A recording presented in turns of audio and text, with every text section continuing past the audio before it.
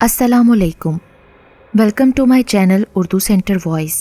तमाम video updates के लिए उर्दू सेंटर वॉइस को सब्सक्राइब करके बेल नोटिफिकेशन को ऑन कर दें। तो आइए सुनते हैं आज की वीडियो में खौफ के लिबादे में लिपटी हुई एक हैरतनाक और नाकाबिले यकीन दास्तान। आसमान पर स्याह बादलों ने अपना घेराव तंग कर लिया था। अनकरीब तूफ़ानी बारिश हो सकती थी। इस इम्कान के पेश नज़र वो उस रास्ते पर आन निकला था जो उसके घर के ज़्यादा करीब था।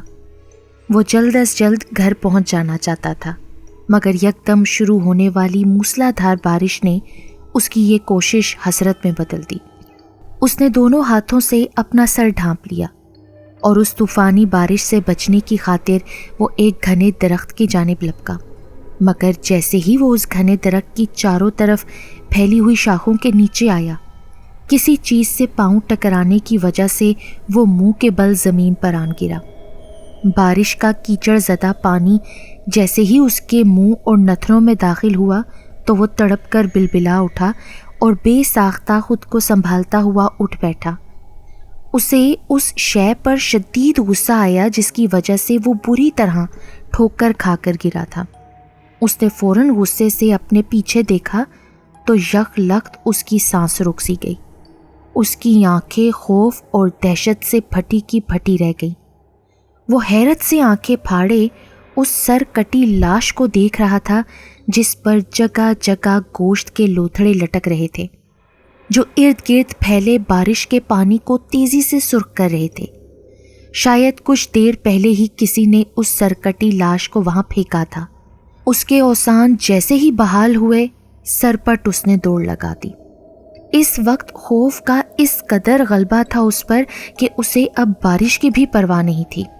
वो सरपट भागता हुआ घर पहुंचा। दाखिली दरवाजे के पास पहुंचते ही उसके हवास जवाब दे गए और वो वहीं गिरकर बेहोश हो गया। सुबह का उजाला फैल चुका था। वो सरकटी लाश बदस्तूर वहीं पड़ी थी। गांव के कई लोग उस लाश के इर्द गिर्द दायरे की शक्ल में जमा थे। गांव के मुंशी रब नवाज के बेटे की निशानदेही पर लोग उस जानिब आए थे, जबकि वो बेचारा लड़का उस लाश को देखकर इस कदर खौफजदा हुआ था कि बुखार की वजह से बिस्तर पर निढाल पड़ा था। लाश सरकटी होने के बावजूद लोगों ने शनाख्त कर ली थी। वो लाश इस गांव के नामी गरामी आमिल की थी। लाश का सर अभी तलाश किया जा रहा था। चंद घंटों बाद उस आमिल का सर भी तलाश कर लिया गया, जिसे गहरी खाई में फेंका गया था। पूरा गांव शशोपंज में मुब्तला था। हर शख्स के दिमाग में ये सवाल कलबला रहा था कि आखिर किस शख्स ने उस आमिल को इस कदर बेदर्दी से मारा था। बज़ाहिर यूं रंजिश थी, जिसकी बिना पर उस आमिल को इस कदर बेरहमी से ज़िबा करने के बाद उसका सर तन से जुदा कर दिया गया था। फिर उसके जिस्म पर चाकू के पे दर पे वार करके अपने शदीद गमो गुस्से का इजहार किया था। वो आमिल चंद साल पहले ही इस गांव में आकर रिहाइश पजीर हुआ था। उसका नाम चंगेज़ था। चंगेज़ नाम सुनते ही किसी सख्त गीर और अड़ियल मिजाज शख्स का सरापा जहन में उभरता है, जो अपनी शोला बार दहशतनाक और भयानक निगाहों से अपने सामने खड़े शख्स पर लर्जा तारी कर दे। आमिल चंगेज़ बिल्कुल उसी सरापे की अक्कासी करता था। वो सख्त मिजाज होने के साथ इंतहाई बद मिजाज भी था। जो शख्स उसके मिजाज के खिलाफ होता था उससे दोबारा मिलना पसंद नहीं करता था। इसलिए लोग उसके सामने जाते हुए बड़ी एहतियात बरतते थे और पूरा ध्यान रखते थे कि कहीं कोई ऐसी बात मुंह से ना निकल जाए जो आमिल चंगेज़ के मिजाज के खिलाफ हो। वो कहाँ से आया था और कहाँ का रहने वाला था ये कोई नहीं जानता था, क्योंकि उसने अपने नज़दीक किसी को आने ही नहीं दिया था। वो तन्हा रहना पसंद करता था। जब मूड होता तो अपने घर का मरकज़ी दरवाज़ा खोल देता। तब फिर लोग समझ जाते थे कि अब वो अपने मसाइल के सिलसिले में उससे मिल सकते हैं। अगर उसका मूड ना होता तो वो कई कई दिन घर में ही बंद रहता था। आमिल चंगेज़ की पुरअसरार शख्सियत लोगों के लिए किसी मोम से कम ना थी। अलबत्ता पूरा गांव आमिल चंगेज़ की पुरअसरार सलाहियतों का शाहिद था। गांव में जादू टोने, आसेब का साया वगैरह जैसे मसाइल जब भी सामने आते, उनको चंगेज़ ही हल करता था। इसी गांव की एक सुगरा नामी उम्र रसीदा औरत का मसला भी बड़ा गंभीर सा था। सुगरा बे औलाद और टांगों से माजूर थी। अल्लाह के बाद उसका दूसरा सहारा उसका शौहर ताजदार था, जो उसकी देखभाल करता था, उसका हर तरह से ख्याल रखता था। सुगरा अपनी ज़िंदगी के आखिरी अयाम बड़े आराम से अपने शौहर के साथ गुजार रही थी। जो जो वक्त गुजरता है तो इंसान मौत के नज़दीक होता चला जाता है। उम्र की ज़्यादती और बुढ़ापा इंसान की सेहत और ख़ूबसूरती को दीमक की तरह चाट जाते हैं, और आखिर ये होता है कि इंसान बिल्कुल बेदस्तोपा होकर मौत के सामने हथियार डालने पर मजबूर हो जाता है। ताजदार भी एक रात सोया, न जाने रात के किस पहर उसकी रूह कफसर अंसरी से परवाज़ कर गई। सुगरा ने सुबह अपने शोहर को बिस्तर पर मुर्दा हालत में पाया तो गम और सदमे से खूब चीखो पुकार शुरू कर दी। शोहर के अलावा कोई और उसका करीबी रिश्तेदार भी ना था, सवाए अपने शोहर की चचाजाद बहन जरीना के, जो बरसों से इस दिन का इंतज़ार कर रही थी। ताजदार की मौत के बाद उसकी दिली हसरत थी कि सुगरा का वजूद भी इस दुनिया से उठ जाए और फिर वो इन दोनों मियाँ बीवी के मकान और ज़मीनों पर अपना कब्ज़ा जमा सके। इसी लालच में उसने सुगरा पर आमिल चंगेज़ के ज़रिए सफली इल्म करवा दिया था, मगर कुदरत सुगरा का भला चाहती थी। वो मगरिब के वक्त अपने शोहर ताजदार की कब्र के पास बैठी रो रही थी कि एक नादीदा ताकत ने सुगरा के वजूद पर अपना तसल्लुत कायम कर लिया। वो माजूर बुढ़िया जो अपने कदमों पर चल नहीं सकती थी, फ़ौरन उठकर खड़ी हो गई। उसके पास मौजूद गांव का एक शख्स जो उसे कब्रिस्तान लाया था, ये सूरत हाल देखकर खौफजदा हो गया और वहाँ से फ़ौरन भाग गया। सुगरा अपने घर अपने कदमों पर चलकर पहुंची और अपने सारे काम यूं करने लगी जैसे वो कोई जवान और सेहतमंद औरत हो। तमाम गांव में सुगरा के मुतल्लिक अजीबोगरीब पुरअसरार बातें फैलने लगी, क्योंकि सुगरा के वजूद में दाखिल होने वाली नादीदा हस्ती लोगों से सुगरा की ज़ुबान से बातें भी करती थी। उसका कहना था कि उसे उस कब्रिस्तान से गुजरते हुए इस माजूर बुढ़िया पर रहम आ गया था, इसलिए जब तक ये बुढ़िया जिंदा रहेगी वो इसके अंदर रहकर इसकी खिदमत करती रहेगी। सुगरा पर करवाया गया आमिल चंगेज़ का सफली इल्म धरा का धरा रह गया था, क्योंकि सुगरा के वजूद पर काबिज़ वो नादीदा हस्ती किसी भी शैतानी चीज़ को सुगरा के नज़दीक नहीं आने देती थी। वो न सिर्फ सुगरा की खिदमत कर रही थी, बल्कि उसकी हिफाजत की जिम्मेदारी भी पूरी तरह से निभा रही थी। आमिल चंगेज़ के कहने पर जरीना का शोहर और बेटे ज़बरदस्ती सुगरा को लेकर आमिल के पास लाए। आमिल चंगेज़ ने बड़े बहरमाना तरीके से उस जिन या जिन्नी को अजियत देकर सुगरा के जिस्म से निकाला। आमिल चंगेज़ का ये बड़ा सफाकाना तरीका था। वो अपने अमलियात से उन हवाई चीज़ों को इस कदर तकलीफ़ और अजियत देता था कि वो पलटकर कभी इंसान के पास नहीं आती थी। जैसे ही वो हवाई चीज़ सुगरा के वजूद से जुदा हुई, ठीक उसी रात सुगरा की मौत वाक़ई हो गई। सुगरा की मौत भी ताजदार की मौत की तरह इंतहाई पुरअसरार थी। सुगरा की मौत के बाद जरीना अपने शोहर और बेटों के साथ उसकी जायदाद पर काबिज़ हो गई थी। आमिल चंगेज़ के गांव का चौधरी उस्मान अपने बेटे अदनान की वजह से सख्त परेशान था। अदनान की उम्र 10 साल थी और वो चौधरी उस्मान का अकलौता चश्मो चिराग था, इसलिए चौधरी उस्मान उसे अपनी जान से बढ़कर चाहता था।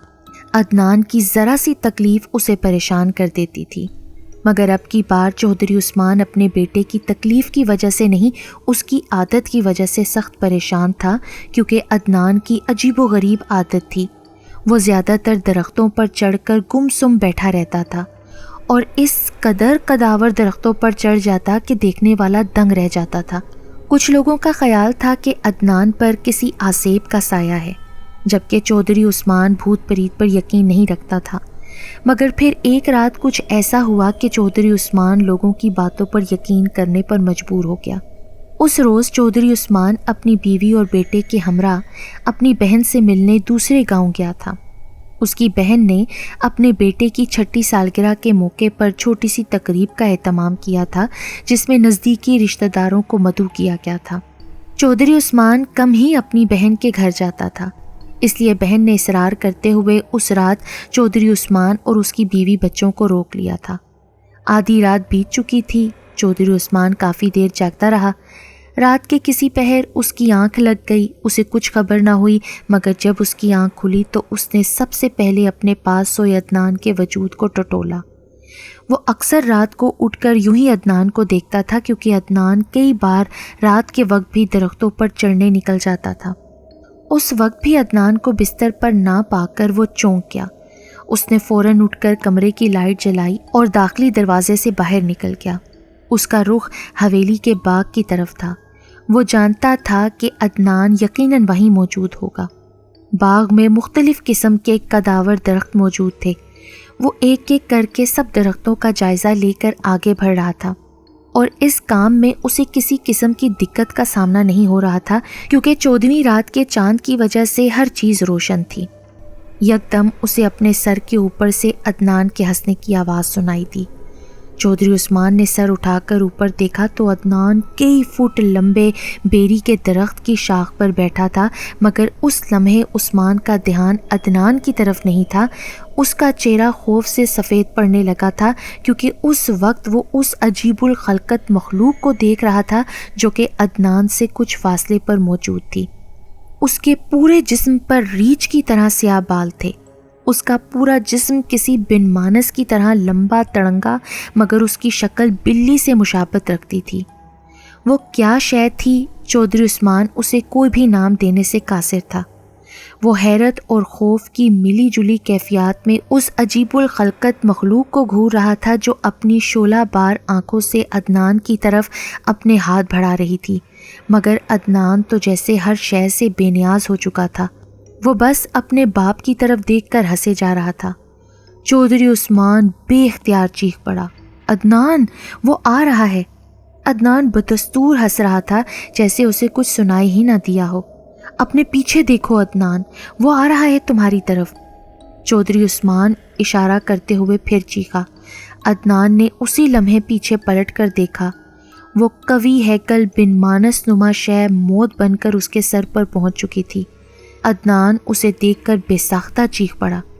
اس خوفناک عفریت نے عدنان کو کھینچ کر درخت سے نیچے لٹکا دیا۔ عدنان کی خوفناک چیخوں سے پوری حویلی گونج اٹھی۔ چودھری عثمان تڑپ کر گڑ گڑایا، خدا کے لیے اسے چھوڑ دو۔ جواباً اس عجیب الخلقت مخلوق کے منہ سے ایک فلک شگاف کہکا نکلا اور چشمے زدن میں اس نے عدنان کو درخت سے نیچے پھینک دیا۔ یہ بھیانک منظر دیکھ کر چودھری عثمان کے منہ سے ہولناک چیخ نکلی اور وہ وہیں چکرا کر بے ہوش ہو گیا۔ اسے 2 دن بعد ہوش آیا تھا۔ ہوش میں آتے ہی وہ چیخ پڑا، عدنان، عدنان۔ کمرے میں عثمان کی بیوی سمیت دیگر رشتہ دار بھی موجود تھے، جو اس کے ہوش میں آتے ہی اس کی طرف متوجہ ہو گئے۔ آپ ٹھیک تو ہیں؟ چودھری عثمان کی بیوی فوراً اس کی طرف بڑھی اور اس کے قریب بیٹھتے ہی بولی، اس نے میرے بیٹے کو مار ڈالا۔ چودھری عثمان پھٹی ہوئی آواز میں چیخا۔ چودھری عثمان کی بیوی اسے تسلی دیتے ہوئے بولی، ہمارا بیٹا بالکل ٹھیک ہے، وہ سامنے بیٹھا ہے آپ کے۔ عثمان نے سامنے دیکھا تو عدنان کرسی پر بیٹھا اسے ہی دیکھ رہا تھا۔ چودھری عثمان نے فوراً اسے اپنے پاس بلایا اور 2 دن قبل والے واقعے کے متعلق دریافت کیا، مگر عدنان نے مکمل لا علمی کا اظہار کیا۔ اس لمحے چودھری عثمان کو یقین ہو چکا تھا کہ عدنان کے ساتھ ضرور کوئی شیطانی جنات ہیں۔ اس لیے وہ عدنان کو عامل چنگیز کے پاس لے گیا اور چنگیز کو عدنان کی تمام صورتحال سے آگاہ کیا۔ عامل چنگیز نے عدنان کو اپنے سامنے بٹھا کر اس کا سر اپنے ہاتھ کی گرفت میں لے لیا اور منہ ہی منہ میں کچھ بڑبڑانے لگا۔ عدنان کے جسم کو جھٹکے لگنے لگے، اس کی آنکھوں میں سرخی اترنے لگی، اس کے چہرے کے خد و خال متغیر ہوتے گئے اور اس قدر بگڑ گئے کہ چودھری عثمان بھی اپنے بیٹے کی بھیانک شکل دیکھ کر لرز اٹھا۔ عامل چنگیز نے عدنان کے سر پر اپنے دائیں ہاتھ کی گرفت مضبوطی سے جما رکھی تھی۔ بول، کون ہے تو؟ عامل چنگیز آنکھیں کھولتے ہی گرجدار آواز میں بولا۔ جواباً عدنان کے منہ سے چنگھاڑتی ہوئی آواز سنائی دی، چنگیز، تو نہیں جانتا میں کون ہوں۔ بہتر ہوگا کہ تو میرے راستے میں مت آ، ورنہ نتائج کا ذمہ دار تو خود ہوگا۔ اس کا مطلب ہے تو شرافت سے دفع نہیں ہوگا۔ عامل چنگیز بھی غراتے ہوئے بولا۔ عدنان کے اندر موجود وہ آسیب بڑے خطرناک اور زہریلے لہجے میں بولا، ہرگز نہیں جاؤں گا۔ اس سے پہلے تیرا سامنا جس مخلوق سے تھا وہ کمزور تھی، اس لیے تیرے سامنے ہار مان گئی، مگر میں کسی قیمت پر ہار نہیں مانوں گا۔ بہتر یہی ہے کہ تو مجھ سے دشمنی مت مول، ورنہ بڑی مہنگی پڑے گی تجھے یہ دشمنی۔ عدنان کے منہ سے یہ اشتعال آمیز الفاظ سن کر عامل چنگیز کا چہرہ سرخ ہونے لگا، اس کی آنکھوں میں غیظ و غضب کی شدتیں عیاں ہونے لگیں۔ وہ غصے سے کانپتے ہوئے منہ میں کچھ پڑنے لگا۔ تھوڑی ہی دیر میں عدنان کے وجود سے دھواں اٹھنے لگا اور اس کے جسم کو یوں جھٹکے لگنے لگے جیسے اس کے جسم میں کسی نے کرنٹ چھوڑ دیا ہو۔ عدنان کی لاتعداد بھیانک اور ہولناک چیخوں سے پورا کمرہ گونج اٹھا۔ چودھری عثمان ایک طرف بیٹھا یہ منظر اپنی آنکھوں سے دیکھ رہا تھا۔ وہ خود پر ضبط کیے بیٹھا تھا۔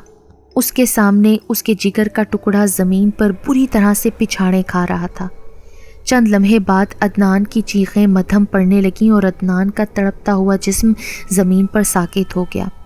اس کے چہرے کے بگڑتے ہوئے نقوش پھر سے معصومیت میں تبدیل ہو گئے۔ عامل چنگیز نے بڑے فاتحانہ انداز سے عدنان کے ساکت وجود کو دیکھا اور آہستہ آہستہ چلتا ہوا عدنان کے قریب آن کھڑا ہوا۔ پھر حقارت سے بولا، تیرا سارا غرور تہس نہس کر دیا نا میں نے، آخر ہار تیری ہی ہونی تھی۔ ابھی یہ الفاظ عامل چنگیز کے منہ سے ادا ہی ہوئے تھے کہ یک لخت عدنان کے چہرے کے خد و خال پھر سے بگڑ گئے اور اس نے پٹ سے آنکھیں کھول دیں اور اپنی سرخ سرخ آنکھوں سے عامل چنگیز کی طرف دیکھ کر تمسخر سے بولا، ہرگز نہیں، میں ہار ماننے والوں میں سے نہیں ہوں چنگیز۔ عدنان کے منہ سے بڑے بھیانک قہقہوں کا اخراج ہوا تو عامل چنگیز غصے سے تھر تھر کانپنے لگا۔ وہ اس غیر متوقع صورتحال کے لیے ہرگز تیار نہ تھا۔ اس ڈھیٹ آسیب کے سامنے پہلی بار اس کی تمام طاقتیں، اس کا سارا علم کمزور پڑ گیا تھا، مگر ہار ماننے والوں میں سے وہ بھی نہیں تھا۔ اس نے چودھری عثمان کو 7 دن عدنان کو اپنے پاس چھوڑنے کا کہا اور عدنان کے ارد گرد حصار کھینچ دیا۔ چودھری عثمان اپنے دل پر جبر کر کے عدنان کو عامل چنگیز کے پاس چھوڑ کر چلا گیا۔ عامل چنگیز کے پاس آنے والا یہ پہلا کیس تھا جس میں اس کا سامنا انتہائی طاقتور اور ضدی جن سے تھا جو کسی طرح سے بھی عدنان کے جسم کو چھوڑنے کو تیار نہیں تھا۔ مگر اب یہ معاملہ چنگیز کی انا کا تھا۔ اس جن نے اس کے علم، اس کی طاقت کو للکارا تھا۔ وہ ہر صورت عدنان کو اس ضدی جن کے شکنجے سے نجات دلانا چاہتا تھا۔ اس ضدی جن کو بھگانے کے لیے اس نے مسلسل 7 راتوں کا عمل کیا، تب جا کر عامل چنگیز کا عمل اس جن کی طاقت پر بھاری پڑ گیا اور اس جن کو مجبور ہو کر عدنان کا جسم چھوڑنا پڑا، مگر اس نے جاتے جاتے چیخ کر کہا تھا، تم بے شک مجھے اپنے موکلات کے ذریعے کہیں دور پھکوا دو، مگر یاد رکھنا عامل چنگیز، میں اپنا بدلہ لینے ضرور آؤں گا اور بہت جلد واپس آؤں گا اور تمہیں اس قدر بری موت دوں گا کہ لوگوں کے لیے وہ عبرت بن جائے گی۔ بظاہر اس کے لہجے میں بے بسی تھی، مگر اس کا ہر لفظ نفرت میں بھجا تھا۔ عامل چنگیز حقارت سے بولا، تو واپس آیا بھی تو کبھی اس بچے کے نزدیک بھی نہیں آ پائے گا، کیونکہ عامل چنگیز نے اس شیطانی جن کے جاتے ہی ایک تعویذ عدنان کے گلے میں ڈال دیا تھا جس کی وجہ سے وہ جن عدنان کے پاس کبھی بھی نہیں آ سکتا تھا۔ اس جن کے جاتے ہی عدنان بالکل نارمل ہو گیا۔ درختوں پر چڑھ کر بیٹھنے کی اس کی عادت بھی ختم ہو چکی تھی۔ اس قسم کے کئی واقعات سے عامل چنگیز کی زندگی بھری ہوئی تھی۔ اس نے اپنی زندگی میں کئی لوگوں کی زندگی سنواری تھی اور کئی لوگوں کی برباد بھی کی تھی۔ یہ سلسلہ یوں ہی چلتا رہتا، مگر ایک رات کسی انتہائی سفاک قاتل نے عامل چنگیز کو بے دردی سے قتل کر دیا تھا۔ عامل چنگیز کے قتل کی تفتیش کافی عرصہ جاری رہی، مگر قاتل کا کوئی سراغ نہ مل سکا۔ آخر کار اس قتل کو اندھا قتل قرار دے کر کیس کی فائل کو بند کر دیا گیا۔ تقریباً 10 سال اس واقعے کو بیت گئے۔ لوگ اتنے عرصے میں عامل کو بھول گئے تھے۔ 10 سال بعد ڈاکوؤں کا ایک گروہ ڈکیتی کی واردات کے دوران پکڑا گیا تھا۔ دوران تفتیش اس گروہ نے اپنے تمام جرائم کا اعتراف کیا اور یہ بھی بتایا کہ عامل چنگیز کے قتل میں بھی ان کا ہاتھ ہے۔ اسی گروہ کے سردار نصیر نامی ڈاکو نے بتایا کہ اس نے اور اس کے 3 ساتھیوں نے عامل چنگیز کے گھر ڈکیتی کی تھی۔ بقول اس کے عامل چنگیز نے بنا کسی مزاحمت کے اپنی تمام جمع پونجی ہمارے حوالے کر دی تھی، مگر پھر نہ جانے ایسا کیا ہوا، یوں محسوس ہوا جیسے کوئی تیز ہوا کا جھونکا میرے اندر حلول کر گیا تھا، اور پھر کوئی میرے اندر چیخ چیخ کر کہنے لگا، اس شخص کو ذبح کر دو، اس شخص کو ذبح کر دو، نہیں تو تمہیں ذبح کر دوں گا۔ پھر میرے حواس معطل ہونے لگے۔ میں نے کسی معمول کی طرح اس کے احکامات پر عمل کرتے ہوئے عامل چنگیز کو سفاکی سے موت کے گھاٹ اتار دیا اور اس کا سر کاٹ کر گہری کھائی میں پھینک دیا۔ اس ڈاکو کے بیان سے کئی لوگوں کو یقین ہو گیا تھا کہ عامل چنگیز کی بہیمانہ موت کا باعث ضرور وہی جن تھا جس نے جاتے ہوئے چنگیز کو چتاونی دی تھی کہ وہ آئے گا اور اپنا بدلہ ضرور لے گا ایک بہیمانہ موت کی صورت میں۔ اور وہی ہوا، اس نے ایک انسان کے ذریعے عامل چنگیز سے اپنا بدلہ لے لیا تھا۔